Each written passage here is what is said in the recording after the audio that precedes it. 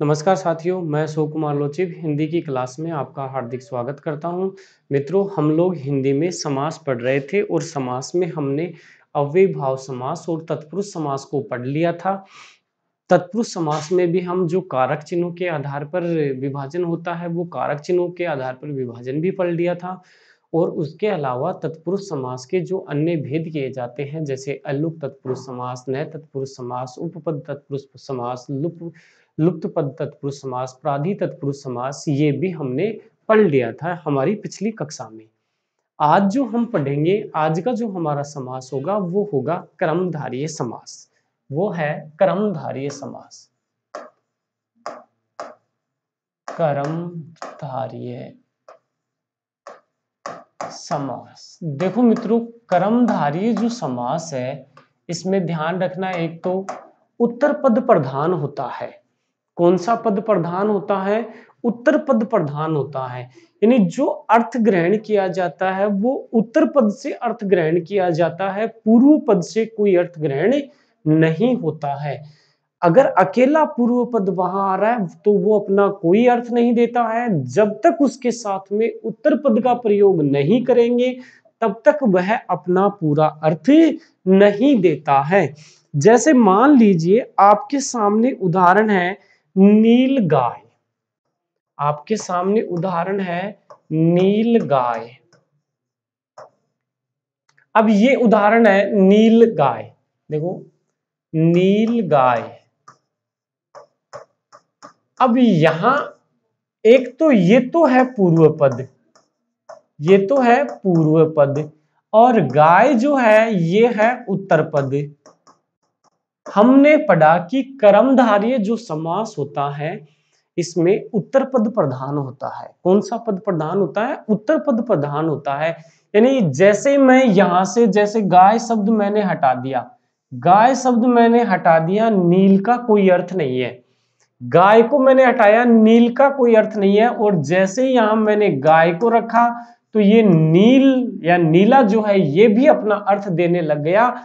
किसके कारण इसने अपना अर्थ दिया? इसने गाय के कारण अपना अर्थ दिया। और गाय क्या है? उत्तर पद है। गाय क्या है?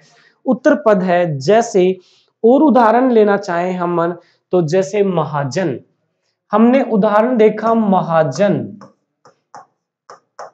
अब इसमें देखो, एक तो है महान और एक है जन, दो पद है। महान जो है ये तो है पूर्व पद, ये तो है पूर्व पद। जन जो है ये है उत्तर पद। अब जैसे मैं यहां से जन को हटाऊंगा तो महान का कोई अर्थ नहीं है। ये महान जो है ये अपना कोई अर्थ नहीं देता है। जब तक कि इसके साथ में मैं जन नहीं रखूंगा तब तक महान का कोई अर्थ नहीं है। तो अर्थ ग्रहण करने के लिए हमको किसकी आवश्यकता पड़ी? उत्तर पद की आवश्यकता पड़ी। इसका मतलब इस समास में उत्तर पद क्या होगा? प्रधान होगा। अव्ययीभाव तत्पुरुष समास में भी उत्तर पद प्रधान होता है और कर्मधारय समास में भी उत्तर पद प्रधान होता है। इसीलिए तत्पुरुष समास का ही एक भेद क्या मान लिया जाता है? कर्मधारय समास को मान लिया जाता है कि कर्मधारय समास तत्पुरुष समास का ही एक भेद होता है। हमने पढ़ा था पदों की प्रधानता के आधार पर समास के 4 भेद होते हैं और मुख्यतः समास के 6 भेद होते हैं। तो ध्यान रखें, ये जो समास है ये तत्पुरुष समास का ही एक भेद होता है। और देखो, सबसे पहली बात तो यह है तत्पुरुष समास का ही एक भेद होता है। तत्पुरुष समास का ही एक भेद होता है। अब तत्पुरुष में भी देखो, मैंने बताया था आपको कि तत्पुरुष के 2 भेद होते हैं। एक होता है समानाधिकरण, एक होता है व्यधिकरण। फिर हमने समानाधिकरण व्यधिकरण में कारक चिन्ह पढ़े, एलुक पढ़ा, उपपद पढ़ा, तो वो अलग था। लेकिन जो कर्मधारय समास है, ये ध्यान रखना कि तत्पुरुष समास का भेद है, लेकिन तत्पुरुष में भी किसका है, समानाधिकरण तत्पुरुष का भेद माना जाता है। समानाधिकरण तत्पुरुष का भेद, समानाधिकरण तत्पुरुष का भेद माना जाता है। यानी तत्पुरुष का भेद है, लेकिन तत्पुरुष में भी कौन से तत्पुरुष का है, समानाधिकरण तत्पुरुष का एक भेद माना जाता है। लेकिन समानाधिकरण नहीं पूछा जाता है मित्रों, केवल तत्पुरुष दिया जाता है और तत्पुरुष से ही पूछा जाता है। तो आपको केवल इतना ध्यान रखना है कि तत्पुरुष का एक भेद क्या होता है, कर्मधारय होता है। और वैसे याद रख सके तो ये भी याद रख लेना कि समानाधिकरण तत्पुरुष का इसको भेद माना गया है। अब तत्पुरुष समास जो होता है उसमें उत्तर पद प्रधान होता है। तत्पुरुष समास में पद कौन सा प्रधान होता है, उत्तर पद। तो इस समास में भी कौन से में, कर्मधारय समास में भी, कौन से समास में, कर्मधारय समास में भी कौन सा पद प्रधान होगा, उत्तर पद प्रधान होगा। इस समास में भी, इस समास में भी उत्तर पद प्रधान होता है। उत्तर पद प्रधान होता है, उत्तर पद प्रधान होता है। यानी इस समास में भी कौन सा पद प्रधान होगा, उत्तर पद प्रधान होगा। क्यों, क्योंकि तत्पुरुष समास का एक क्या माना जाता है, ये भेद माना जाता है। इसके बाद में जो अगली बात आती है वो अगली बात है मित्रों कि ये जो समास होता है तत्पुरुष समास का भेद है और उत्तर पद प्रधान होता है। और इस समास में, इस समास में देखो, इस समास में दो पद तो होंगे होंगे, एक तो पूर्व पद होगा, एक क्या होगा, उत्तर पद होगा। तो जो उत्तर पद है वो पूर्व पद की क्या बताएगा, विशेषता बताएगा। इस समास में उत्तर पद, उत्तर पद पूर्व पद की, पूर्व पद की विशेषता बताता है। पूर्व पद की विशेषता बताता है। यानी इस समास में जो उत्तर पद होता है वो पूर्व पद की क्या बताता है, विशेषता बताता है। जैसे कि आपके सामने उदाहरण है, हमने लिखा महात्मा, महात्मा। अब यहां हमने महात्मा लिखा तो इसके दो टुकड़े हो गए, एक तो महान धन आत्मा, एक तो हो गया महान और दूसरा हो गया आत्मा। अब महान क्या है, पूर्व पद, और उत्तर पद क्या है, आत्मा। आत्मा की विशेषता कौन बताएगा, महान बताएगा। तो मैंने क्या लिखा, आत्मा की विशेषता महान बता रहा है, आत्मा उत्तर पद है। तो उत्तर पद पूर्व पद की विशेषता बताता है, आत्मा महान की विशेषता बताता है। कैसे, क्योंकि जब हम इसका विग्रह लिखेंगे तो विग्रह जो इसका होगा वो विग्रह होगा महान है जो आत्मा, महान है जो आत्मा। क्या हो जाएगा, महान है जो आत्मा। यानी आत्मा की विशेषता बताएगी कि आत्मा क्या है, महान है। तो उत्तर पद पूर्व पद की क्या बताता है, विशेषता बताता है। अर्थात हम कह सकते हैं कि इस समास में, तो अगला जो बिंदु होगा वो हो जाएगा इस समास में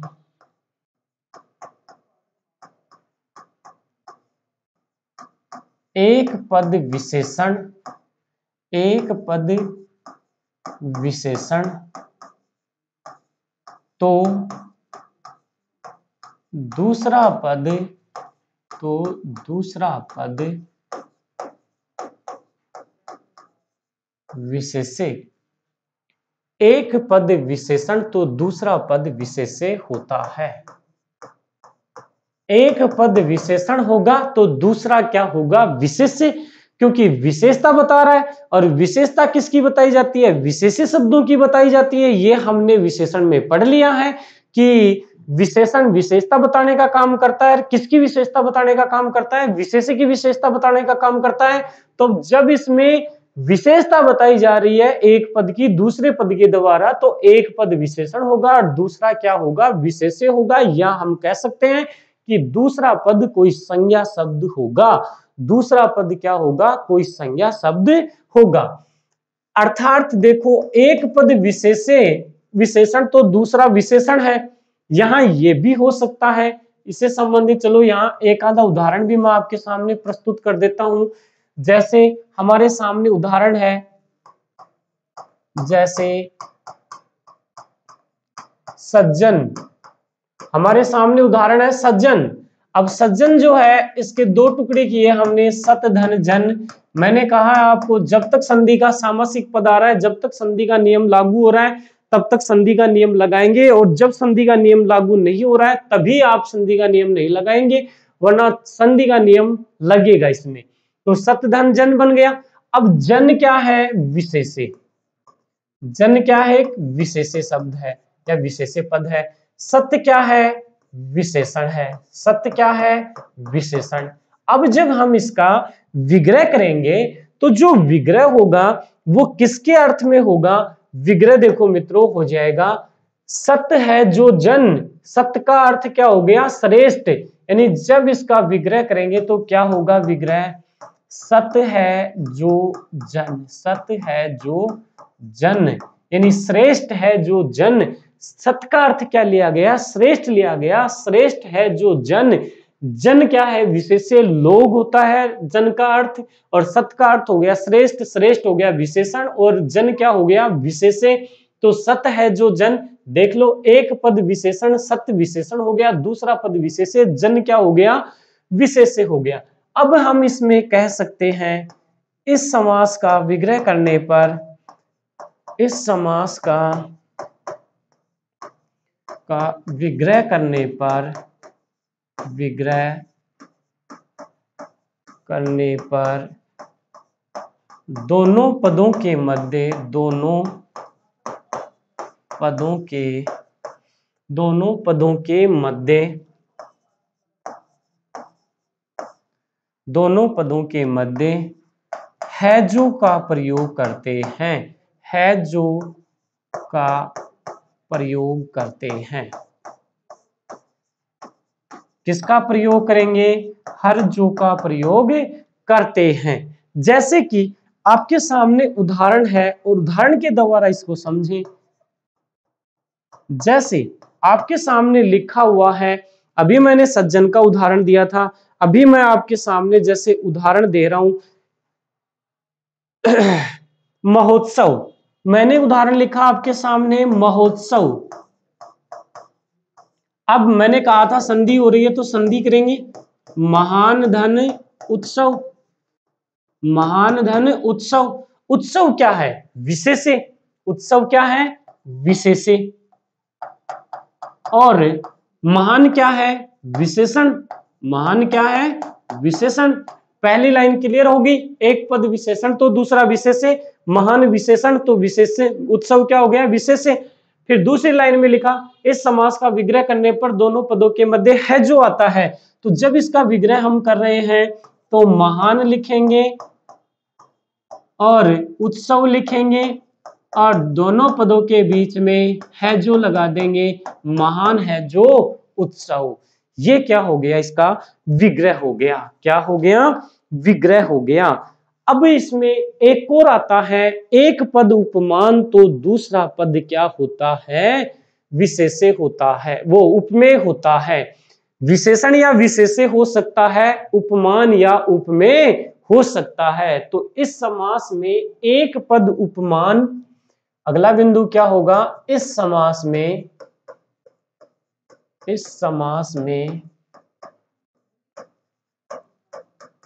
एक पद उपमान, एक पद उपमान तो दूसरा पद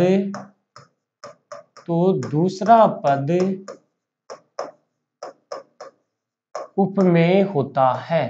तो दूसरा पद उपमेय होता है। दूसरा पद क्या होगा, उपमेय होगा, या तो विशेषण होगा, विशेषण नहीं है तो उपमान होगा, या विशेष्य होगा, और विशेष्य नहीं है तो उपमेय होगा।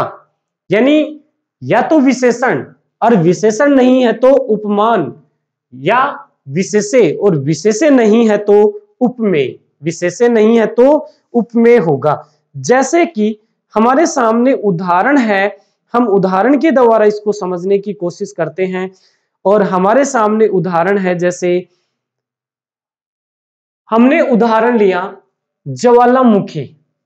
जैसे ज्वालामुखी, हमने उदाहरण लिया ज्वालामुखी। अब ये जो उदाहरण है, देखो इसको जब हम अलग अलग करेंगे, एक पद तो आएगा ज्वाला और दूसरा आएगा मुखी। अब इसको हम ये तो कह नहीं सकते कि ज्वाला है जो मुखी या ज्वाला है जो मुख, क्योंकि ज्वाला मुख नहीं होता है, क्योंकि यहां मुख की विशेषता नहीं बताई जा रही है कि मुख ज्वाला है। भाई पहले वाले में महोत्सव में तो उत्सव को महान बताया गया, महाजन में जन को क्या बताया गया, महान बताया गया, महात्मा में आत्मा को क्या बताया गया, महान बताया गया। ये तो हो सकता है कि आत्मा महान है, जन महान है, उत्सव महान है, काली मिर्च काली है जो मिर्च, लाल टोपी लाल है जो टोपी। तो यहां तो विशेषता बताई जा रही है, यहां मुख की विशेषता नहीं बताई जा रही है। यहां मुख को ज्वाला के समान बताया गया है कि मुख जो है वो किसके समान है, ज्वाला के समान मुख है। जहां विशेषण विशेष्य नहीं होगा, जहां विशेषता नहीं बताई जाएगी, जहां केवल उपमा दी जाएगी, वहां उपमा क्रमधारीय अलंकार होगा, उपमान उपमेय क्रमधारीय अलंकार होगा। और यही विशेषता लागू होगी इस समास में। एक पद उपमान तो दूसरा पद क्या होता है, उपमेय होता है। अब यहां आप इसको समझे कि उपमान क्या होता है और उपमेय क्या होता है। जब तक आपको उपमान और उपमेय नहीं आएंगे तब तक आप इसका यानी जो सही विग्रह है वो विग्रह आप नहीं कर सकेंगे। तो देखो उपमान और उपमेय क्या होता है। उपमान वह वस्तु या व्यक्ति जिसकी उपमा दी जाती है, वह व्यक्ति या वस्तु जिसकी उपमा दी जाती है। उपमान में क्या शामिल होता है, देखो उपमान क्या होता है। देखो इसमें पहले उपमान को समझें आप, फिर अपने आप उपमान। पहला पद हमने लिखा एक पद उपमान है, तो दूसरा क्या होगा, उपमेय होगा।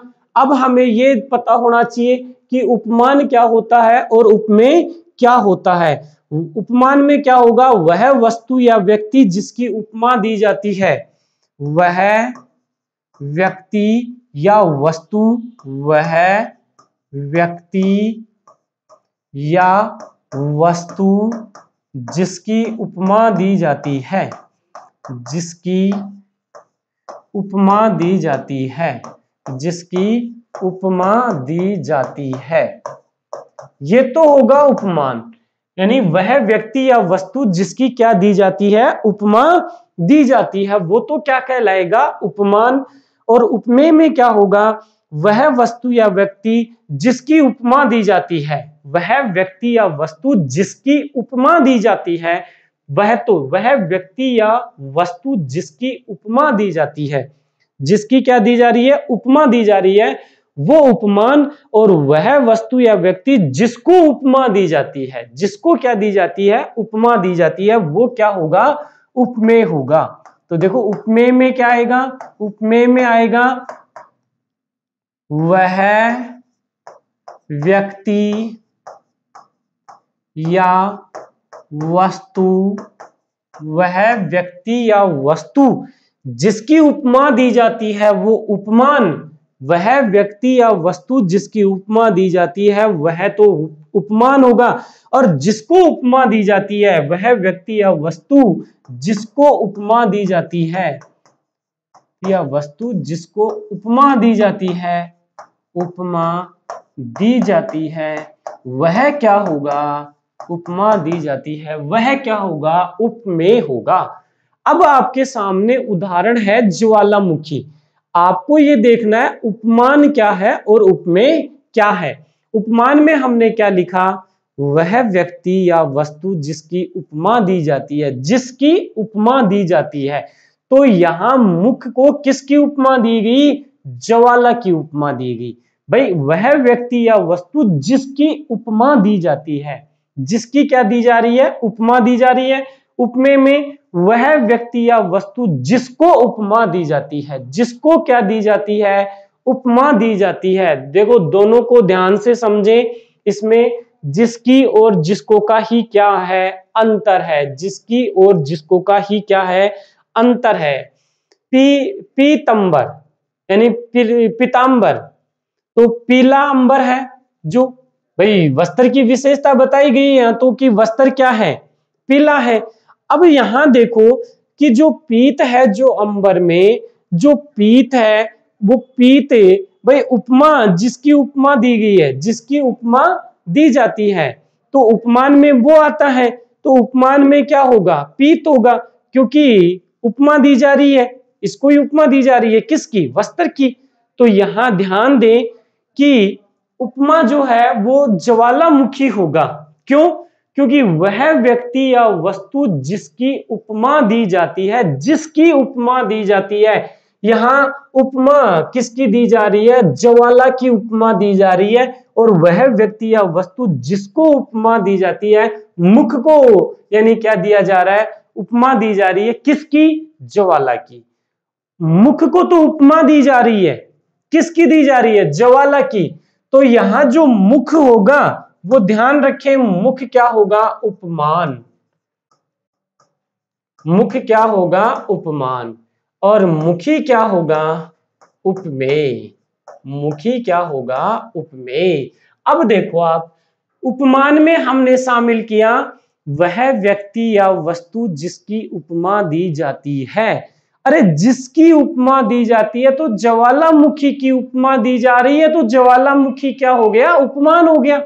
और उपमेय वह व्यक्ति या वस्तु जिसको उपमा दी जाती है, जिसको, मुख को उपमा दी जा रही है, या तो मुख क्या हो गया, उपमेय हो गया।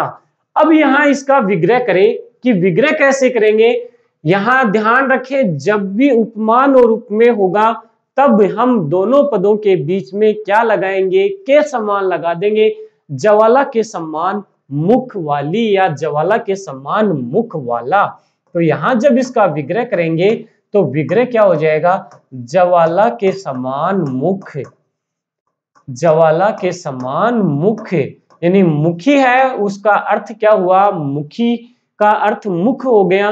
तो ज्वाला के समान मुख, ये क्या हो गया, इसका विग्रह हो गया। ये क्या हो गया, इसका विग्रह हो गया। तो इस बिंदु को ध्यान रखना। विशेषण विशेषण में तो आपको कोई दिक्कत नहीं होगी, लेकिन उपमान उपमेय में आपको थोड़ा ये दिक्कत हो सकती है कि कैसे हम पहचाने। भाई ज्वालामुखी दोनों संज्ञा शब्द है, दोनों क्या है, यानी संज्ञा शब्द है।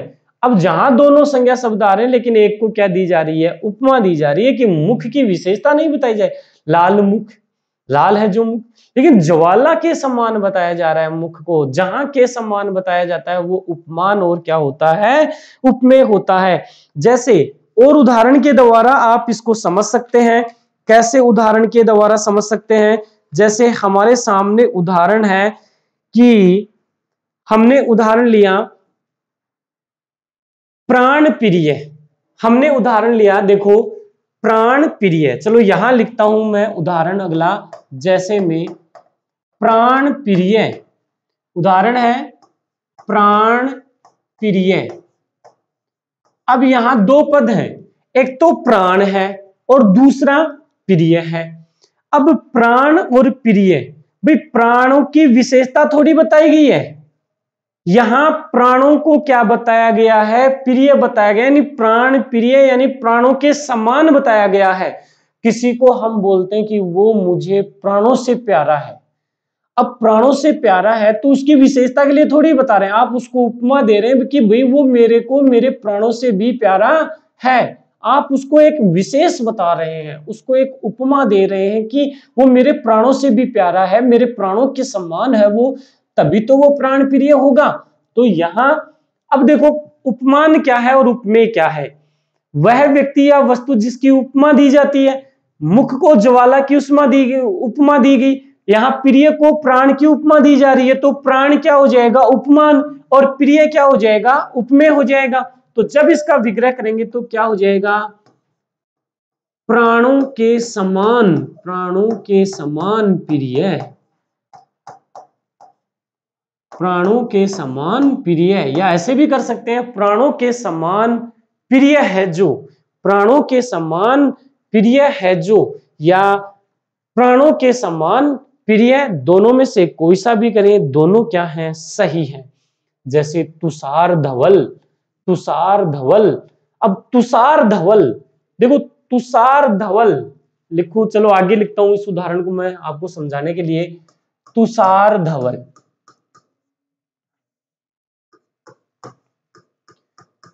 तुषार धवल। अब यहां हमारे सामने दो पद है, एक तो तुषार है और एक क्या है, धवल है।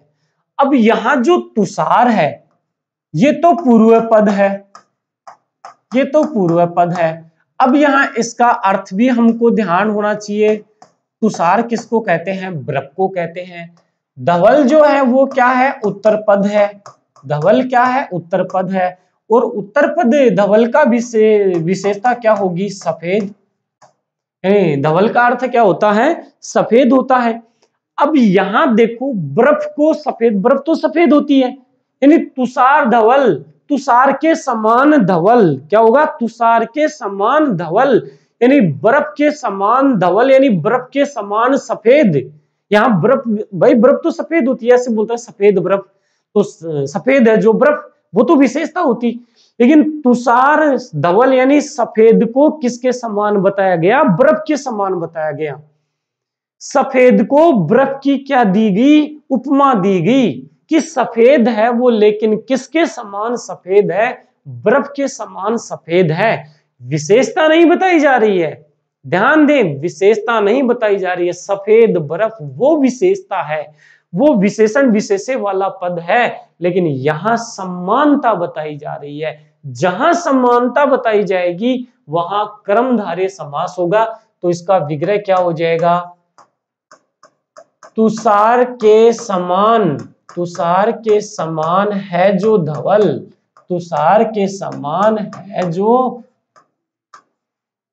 जो धवल, या तुषार के समान धवल, कुछ भी बना सकते हैं, दोनों क्या है, सही है।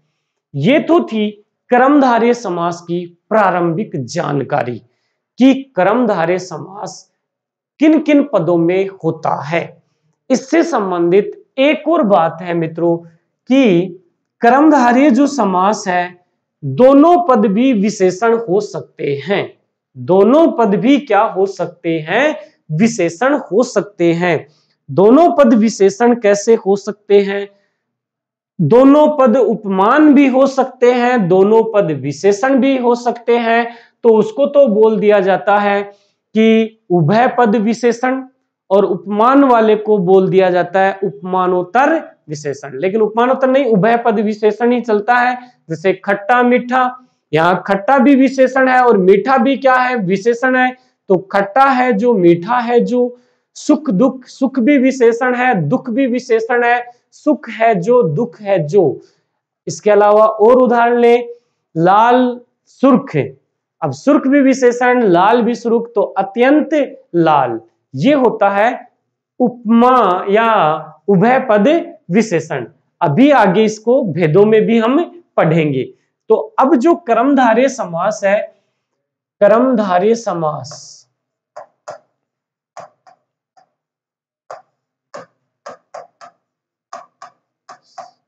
इसमें जो पहला आता है वो पहला तो है विशेषण विशेषे कर्मधारय, विशेषण विशेषे कर्मधारय, यानी जहां पद एक विशेषण हो और दूसरा क्या हो, विशेषे हो, तो वो तो होगा विशेषण विशेषे कर्मधारय। जैसे इसके जो उदाहरण है, इसके उदाहरणों में हम देख सकते हैं, हमारे सामने बहुत सारे उदाहरण है इससे तो संबंधित। जैसे पूर्णांक, दो पद है, एक यहाँ पूर्ण है और एक अंक है। अंक को क्या बताया कि अंक की क्या विशेषता बताएगी? पूर्ण। तो पूर्ण है जो अंक। और उदाहरण लें तो अंक की विशेषता होगी, अंक यहां हो गया विशेष्य और पूर्ण है जो क्या हो गया? विशेषण। इसके अलावा और उदाहरण लें जैसे तल घर। अब घर की विशेषता है यहां देखो घर संज्ञा शब्द है और हमने पढ़ा है कि संज्ञा ही क्या कहलाते हैं? विशेष्य कहलाते हैं। घर की विशेषता हो गई कि घर क्या है? तल में है। अगर मैं यहां से इस घर को हटा दूं, इसको हटा दिया चलो मैंने, तो आप इस तल से क्या अर्थ ग्रहण करेंगे? कोई अर्थ ग्रहण नहीं करेंगे। भाई ये सामासिक पद नहीं है। सामासिक पद जब तभी होगा ये जब इसके साथ में घर आएगा। अब घर क्या है? ये तो पूर्व पद। घर क्या होगा? उत्तर पद।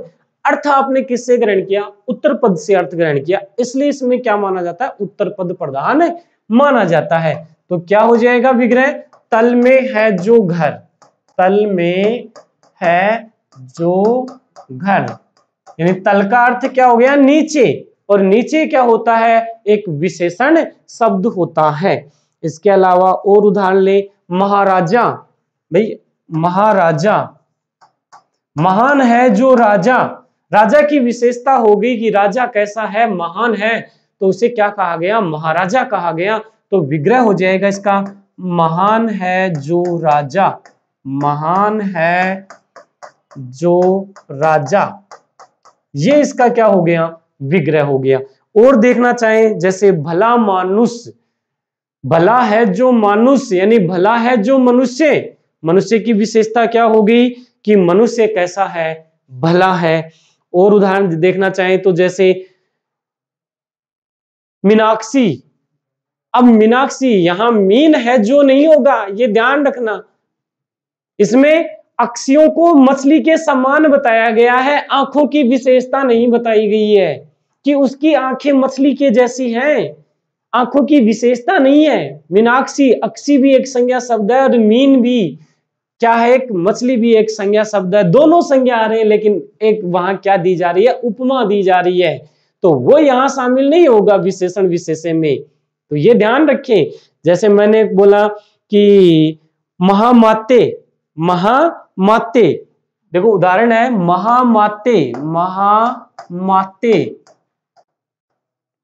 संधि की हमने, महाधन अमात्य हो गया, तो यहां संधि हमने की तो क्या हो गया? महान है जो अमात्य, महान है जो अमात्य। अमात्य का अर्थ होता है जो प्रधानमंत्री होता है। जैसे राजा है, राजा की सेना है और उसमें जो प्रधानमंत्री है वो हो जाएगा कौन? अमात्य। प्रधानमंत्री का भी इसी में शामिल होगा, विशेषण विशेष्य में शामिल होगा। प्रधान है जो मंत्री, प्रधानमंत्री का क्या बन जाएगा? प्रधान है जो मंत्री। परमात्मा, परम है जो आत्मा। परमानंद, परम है जो आनंद। बदबू, बद है जो बू। खुशबू, खुश है जो बू। बू का अर्थ होता है गंध। बदबू, बद है जो बू, या बद का अर्थ गंदी, यानी गंदी है जो गंध। खुशबू, खुश यानी अच्छी है जो गंध, खुशबू। तो इस प्रकार से ये सभी उदाहरण किस में शामिल होंगे? विशेषण विशेष्य कर्मधारय समास में शामिल होंगे। और उदाहरण देखना चाहें तो महादेव, महान है जो देव। महात्मा देख लिया। परमाणु, परम है जो अणु, परम है जो अणु। अणु की विशेषता बताएगी, अणु क्या है? परम है। इसके अलावा और उदाहरण महासागर, महान है जो सागर। अल्प बचत, अल्प है जो बचत। अल्पजीवी, अल्प है जो जीवी। दीर्घजीवी, दीर्घ है जो जीवी। अल्पायु, अल्प है जो आयु। महर्षि, महान है जो ऋषि। नवयुवक, नव है जो युवक। वीर बाला, वीर है जो बाला। लघुतर, लघु है जो उत्तर। कुमार्ग, कु है जो मार्ग यानी बुरा है जो मार्ग। उड़न खटोला, उड़ता है जो खटोला। हीनार्थ, हीन है जिसका अर्थ, या हीन है जो अर्थ। महादेवी, महान है जो देवी। नवोढ़ा, नव है जो ऊढ़ा, ऊढ़ा का अर्थ होता है नवविवाहित जो स्त्री होती है उसको ऊढ़ा बोलते हैं, यानी विवाहिता को तो बोलते हैं ऊढ़ा और नवोढ़ा बोलते हैं नवविवाहित स्त्री को। तो रक्त लोचन, रक्त है, अब यहाँ लोचन को रक्त की विशेषता नहीं है, रक्त के समान है जो लोचन। तो इस प्रकार से कदाचार, कद है जो आचार यानी बुरा है जो आचार। अब इसके बाद में जो अगला आता है वो आता है उपमान उपमेय क्रमधार्य। उपमान उपमेय क्रमधार्य। उपमान उपमेय क्रमधार्य। उपमान उपमेय जो क्रमधार्य होगा इसमें ध्यान रखना मित्रों, है जो नहीं आएगा, इसमें क्या आएगा, इसमें के समान आएगा। क्या आएगा, के समान आएगा। जैसे देखो हमने उदाहरण देखा था, ज्वालामुखी का देख लिया था, तुषार धवल का देख लिया था, लोह पुरुष। जैसे देखो लोह पुरुष, लोह पुरुष। अब यहां पुरुष की विशेषता थोड़ी है कि पुरुष थोड़ी लोहा है, आप ही बताओगे पुरुष थोड़ी लोहा है, लेकिन पुरुष को किसके समान बताया गया, लोहे के समान बताया गया। किसके समान बताया गया, लोहे के समान बताया गया। यानी पुरुष को किसके समान, लोहे के समान, यानी लोहे के समान पुरुष। यानी ऐसा नहीं है कि वो लोहे के समान है अर्थात कठोर, वो पुरुष कैसा है, कठोर। यहाँ लोहे का अर्थ क्या लिया गया है, कठोर अर्थ लिया गया है, लोहे के समान पुरुष। अब यहां मित्रों ध्यान रखना, लोह पुरुष जो होता है इसमें बहुब्री समास भी माना जाता है। जब इसका विग्रह लोहे के समान है जो पुरुष किया जाएगा तब यहां बहुब्री होगा, क्योंकि लोह पुरुष सरदार वल्लभ भाई पटेल को कहा जाता है और एक अर्थ ग्रहण किया जा रहा है, विशेष अर्थ ग्रहण किया जा रहा है। विशेष अर्थ ग्रहण करने के कारण इसमें बहुब्री होगा। अगर लोह पुरुष आ जाए, ऑप्शन में बहुब्री भी दे रखा हो, क्रमधार्य भी दे रखा हो, पहली प्रायिकता बहुब्री को देनी है। ये मैं आपको प्रत्येक समास में बताता आ रहा हूं, चाहे किसी भी समास का उदाहरण हो, अगर वह बहुब्री में शामिल हो रहा है तो पहली प्रायिकता हमेशा बहुब्री को ही दी जाएगी, अन्य को प्रायिकता नहीं दी जाएगी। क्योंकि पहले भी तत्पुरुष में भी हमने बहुत सारे ऐसे उदाहरण पढ़े हैं जो तत्पुरुष में भी शामिल होते हैं और बहुब्री में भी शामिल होते हैं, तो वहां बहुब्री को ही क्या दी जाएगी, प्रायिकता दी जाएगी। इसके अलावा जैसे और उदाहरण देखना चाहें तो कोकिल वैनी, कोकिल वैनी यानी कोकिल वैनी, कोयल के समान वैनी, वैनी का अर्थ होता है वाणी, यानी वैनी का अर्थ क्या होगा, वाणी, यानी कोयल के समान वाणी, उसकी वाणी यानी उसके बोल क्या है, किसके समान है, कोयल के समान है। तो क्या बोला मैंने, कोकिल वैनी, कोकिल वैनी। तो विग्रह करेंगे तो विग्रह क्या हो जाएगा, कोयल के समान, कोयल के समान वाणी बोली, यानी कोयल के समान क्या है, उसकी वाणी है, बोल है, वो किसके समान है, कोयल के समान है।